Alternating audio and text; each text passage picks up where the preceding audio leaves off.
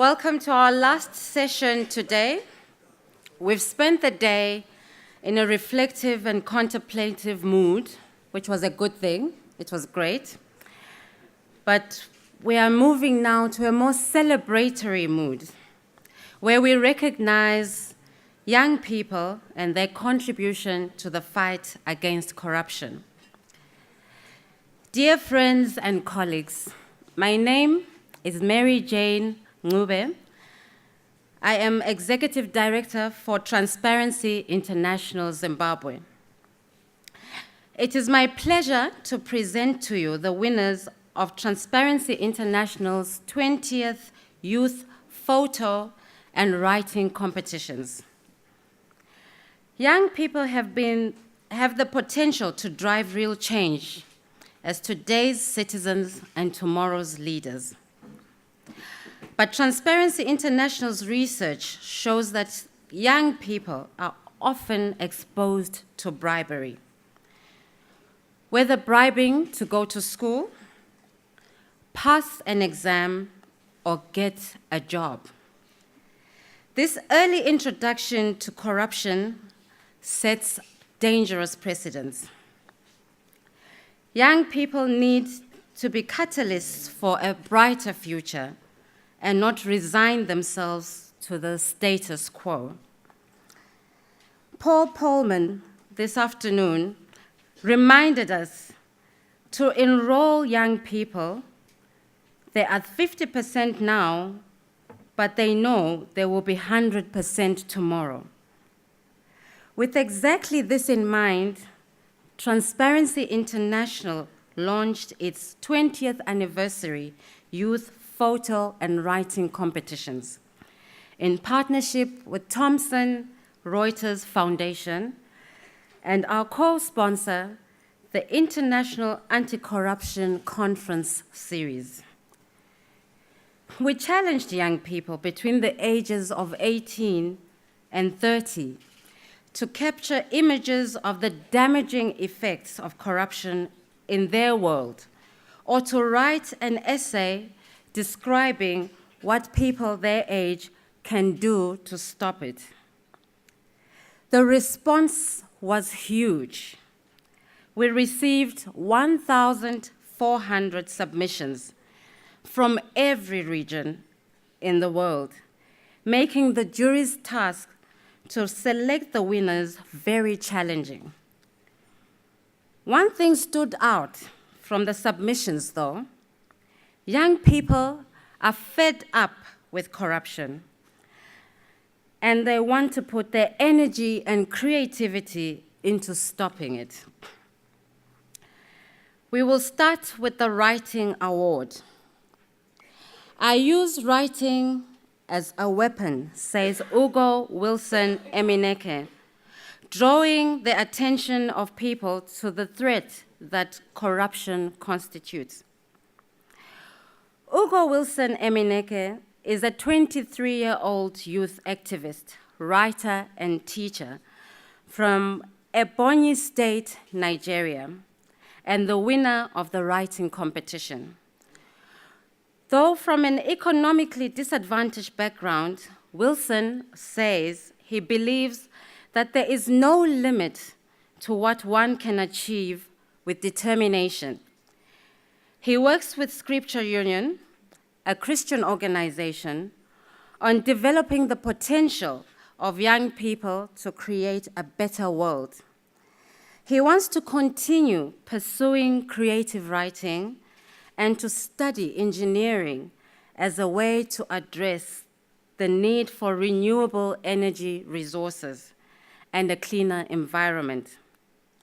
Wilson says his interest in corruption developed from his realization that it can be the root cause of many challenges that youth face globally, including unemployment.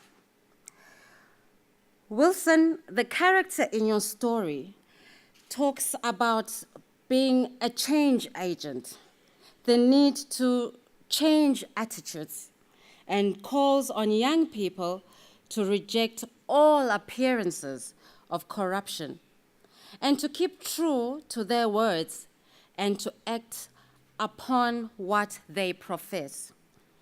Profound words. Wilson, will you now read us your winning submission, if you could come to the podium?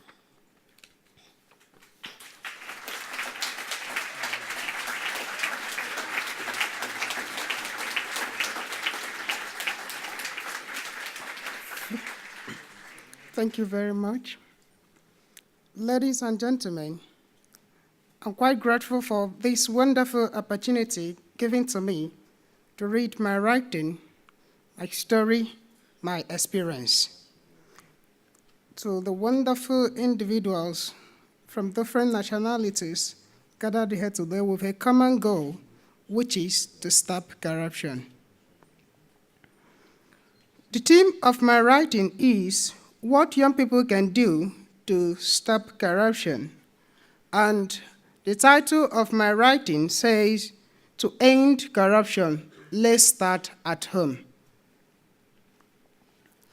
As a young boy growing up with my parents in the overly populated city of Lagos, I thought nothing of it each time we embarked on a journey, and my father continued his old habit of giving out money to the police on duty at checkpoints. But as I grew older, I began to understand the system of my society. My teachers in secondary school did a lot of work in that regard. I got to know that what my father does each time he gives money to the police is bribery. Mr. Akubo, our economics teacher, was my role model. His lessons were always filled with passionate texts about changes in attitude.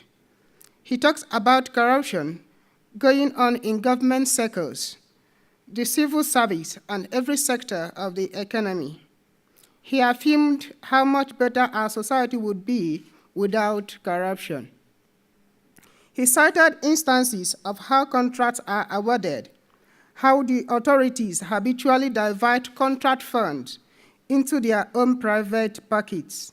He ingrained in me his assertion that the future of our country is in jeopardy if the younger generation maintain the status quo.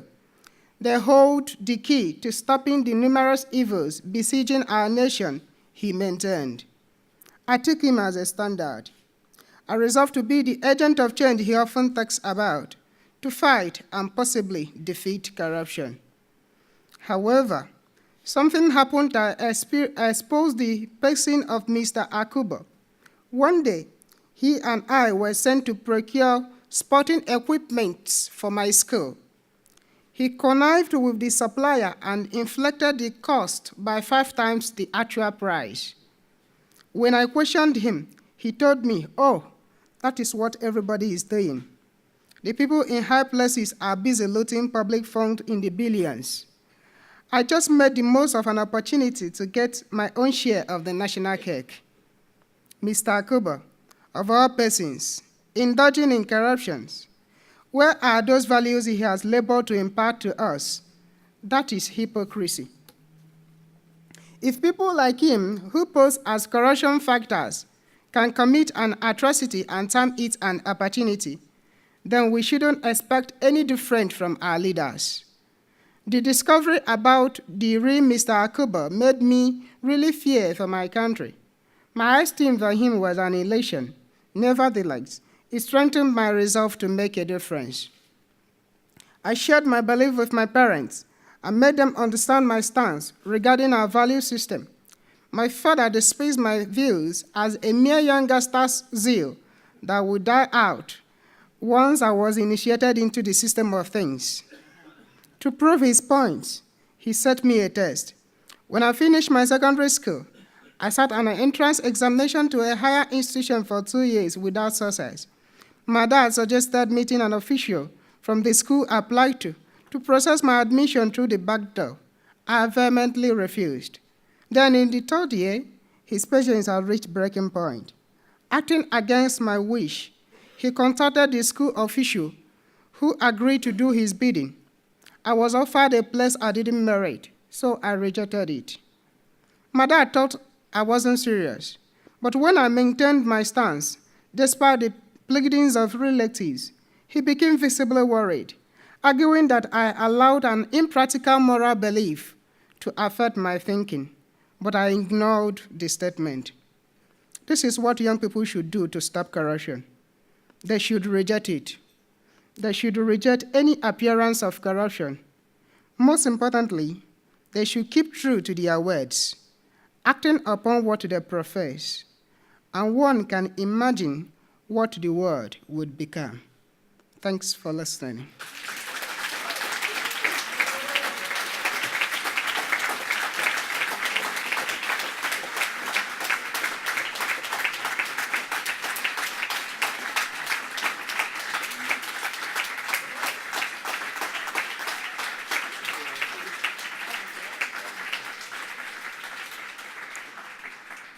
Very inspiring indeed.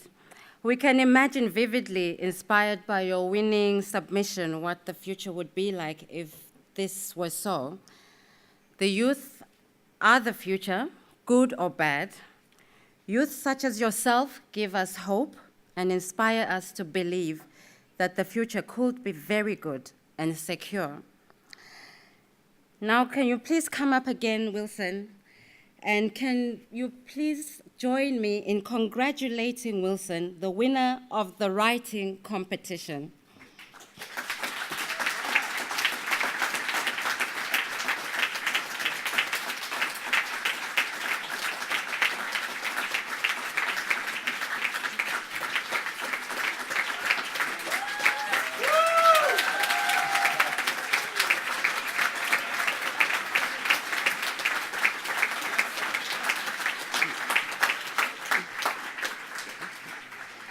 Wilson would like to say a few thank you remarks. I want to express my gratitude to Transparency International for this award. This is a confirmation that I'm pursuing the right cause, fighting corruption.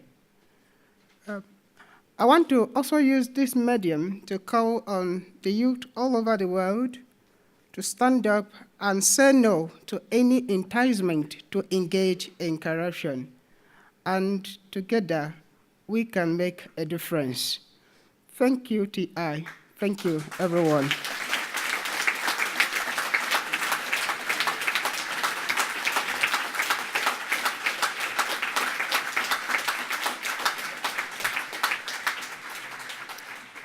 Thank you very much, Wilson, for those kind, emotive words.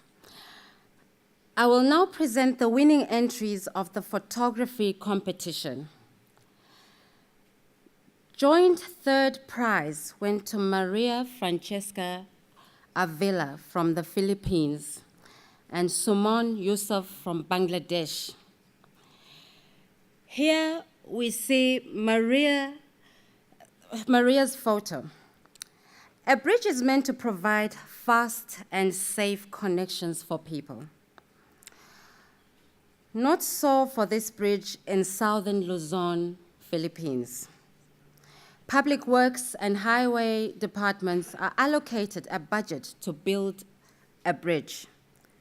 But what if the bridge is unfinished? How do people get to work and school children to their classrooms? Are they supposed to wade across the waters and pray they don't get swept away, or worse, get sick? Do we simply turn a blind eye and let them suffer endlessly, oblivious of the needs? Maria says, I am involved in outreach programs that often allow me to travel into the remotest parts of the country. And it is during these travels that I encounter and witness the hardships faced by some of my countrymen and women due to a lack of support from the government.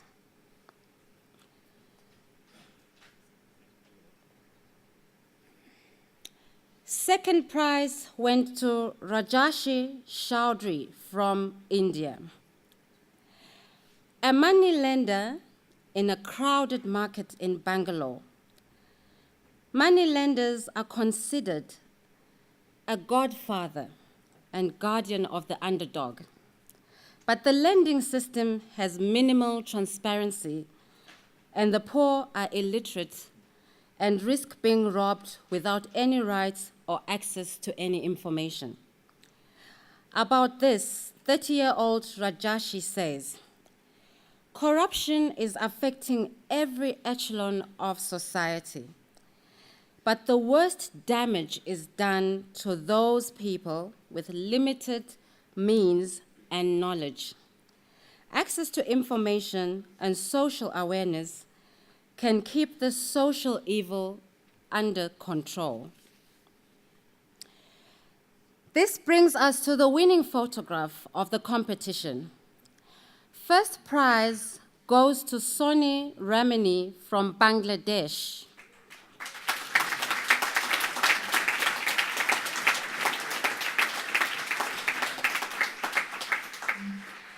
His powerful image shows a man holding dead fish from a lake in Dhaka, Bangladesh.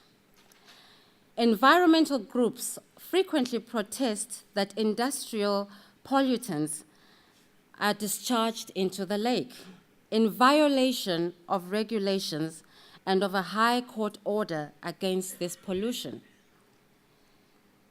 According to Soni, everybody can contribute positively to his or her society through their work to make it a better place to live.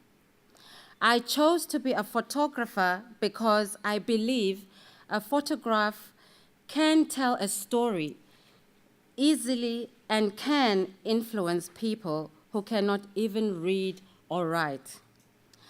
21-year-old Soni has worked for the past 2 years as a junior photographer for New Age, a leading English daily in Dhaka, Bangladesh.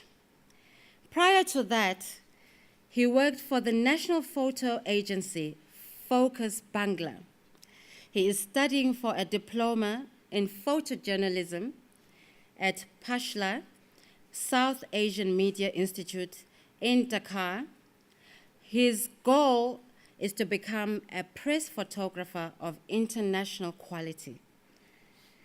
I think you'll agree with me that he is well on his way to achieving his goal. Please join me in congratulating Soni.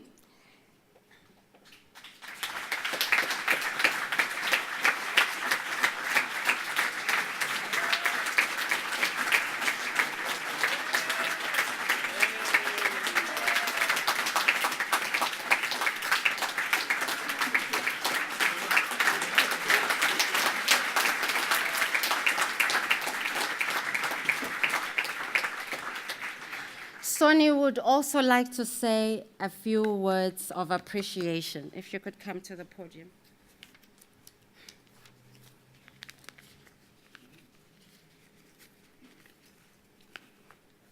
Thank you very much. I'm grateful to TI for this award.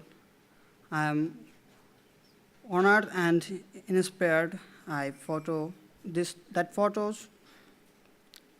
celebrating, the photographs symbolics inspired of corruptions in Bangladesh. For these peoples that they are delegated. I direct this award to those in Bangladesh who are affected by corruptions. At this moment of harm, I community to say no to corruptions. I use my camera to expose corruptions. Thank you.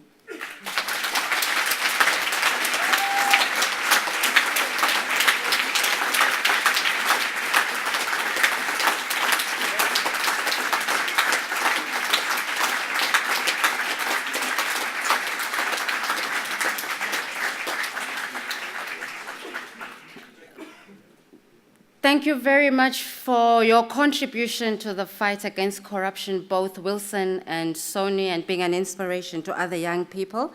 Ladies and gentlemen, one last hand of applause to our winners. Thank you very much.